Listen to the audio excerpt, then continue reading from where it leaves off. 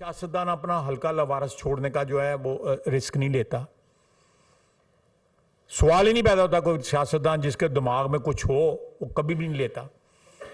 वहां पे जितने लोग हैं उन्होंने स्टेज पे नहीं चढ़ने दिया इनको, उधर के लोग थे, कोई लोग को पंजाब से या किसी और सूबे से वहां पे नहीं गए थे, वहां पे लोगों ने स्टेज पे नहीं चढ़ने दिया।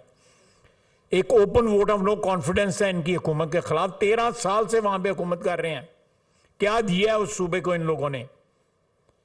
स्वाय करप्शन के, इंस्टीट्यूशनलाइज करप्शन इन्होंने वहां पे किया है।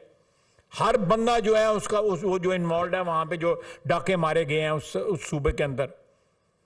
और आज अभी सोशल मीडिया पे चल रहा था कि परवेज इलाही से इसने 2 अरब रुपया मांगा है लॉन्ग मार्च के लिए, वो लंदन रुक गया है। यानी उससे कोई, या तो यह है कि वही चीज उसने जेहन में रखी हुई है कि पंजाब का सबसे बड़ा डाकू है, सब तो वड्डी रकम है, को ही मंगो।